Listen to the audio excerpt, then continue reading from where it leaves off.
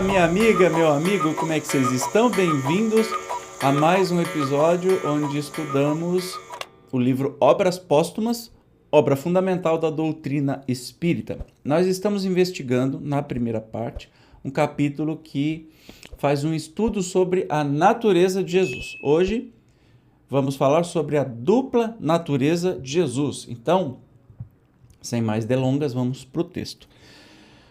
Se poderia objetar que, em virtude da dupla natureza de Jesus, suas palavras exprimiam seu sentir como homem e não como Deus.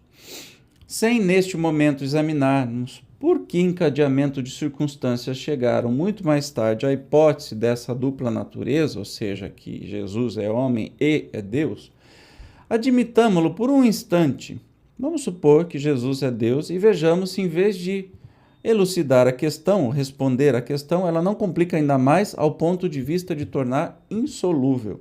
Curioso que Kardec insiste nisso para tirar qualquer argumento desse absurdo, estapafúrdio que as religiões consideram Jesus Deus. Mas vamos lá. O que em Jesus haveria de humano era o corpo, a parte material. Deste ponto de vista, compreende-se que ele haja podido sofrer e tenha mesmo sofrido como homem.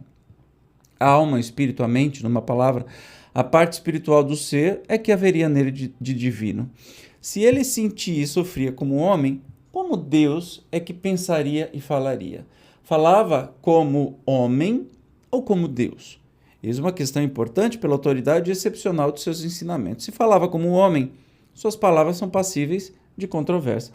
Mas se falava como Deus, são indiscutíveis e temos de aceitá-las e de com elas conformarmos sob pena de deserção ou de heresia, que era expulsar a pessoa que não concordava com o que a igreja falava. O mais ortodoxo será aquele que mais se aproximar delas. Se diria, sob seu envoltório corporal, Jesus não tinha consciência da sua natureza divina, mas se fosse assim, ele não teria sequer pensado como Deus.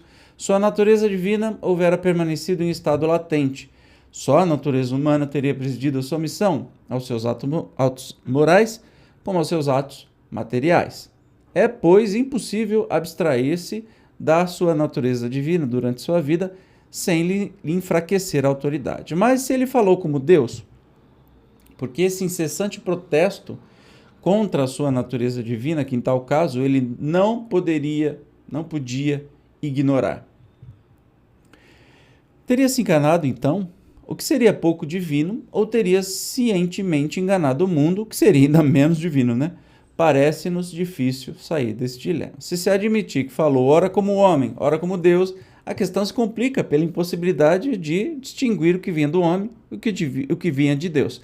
Dado que ele tivesse motivos para dissimular sua verdadeira natureza durante a missão que desempenhava, o meio mais simples teria sido não falar dela, ou exprimir-se, como fez em outras circunstâncias, de modo vago e parabólico, parábolas, sobre os pontos cujo conhecimento estava reservado ao futuro. Ora, este aqui não é o caso, pois que as palavras acima nenhuma ambiguidade apresentam. Enfim, se apesar de todas essas considerações ainda se pudesse supor que, quando vivo, ele ignorava sua verdadeira natureza, outro tanto já não se pode admitir se desse, depois da sua ressurreição, visto que, quando aparecesse a seus discípulos, já não é o homem quem fala, é o espírito desprendido da matéria, que já havia de ter recobrado a plenitude de suas faculdades espirituais e a consciência do seu estado normal, da sua identificação como a divindade. Entretanto, o que ele disse depois, depois que ele morreu e apareceu a seus discípulos?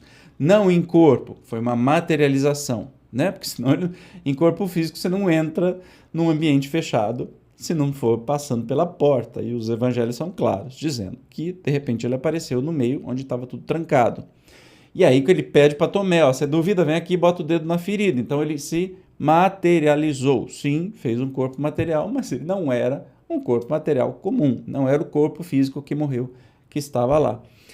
Se ele era Deus, mesmo depois que ele morreu e apareceu do nada no meio, ainda ele diz assim, subo para o meu Pai, vosso Pai, para o meu Deus e vosso Deus. A subordinação de Jesus é ainda indicada pela sua qualidade mesma de mediador, que implica a existência de uma pessoa distinta.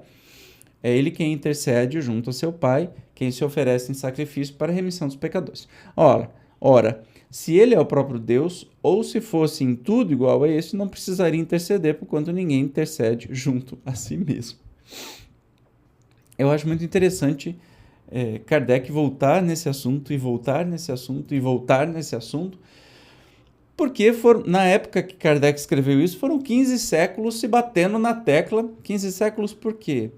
Desde que quando o cristianismo, 300 e tralalá, virou a religião oficial de Roma, que se determinou que Jesus é Deus, ponto e acabou, e não se fala mais nisso. Então, na época de Kardec, 15 séculos se batia na mesma tecla. Então ele vem aqui, dá um capítulo inteiro dizendo assim, não, Jesus não é Deus, por isso. Ele está refutando categoricamente para não sobrar pedra sobre pedra. Para mim, bastava uma ou duas passagens e o argumento que ele teve, mas ele vem e fala novamente, né?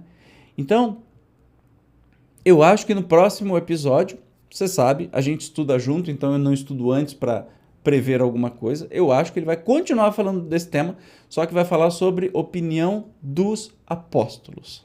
Eu te espero como sempre. Muito obrigado por estar comigo nessa jornada. Até o próximo estudo. Tchau!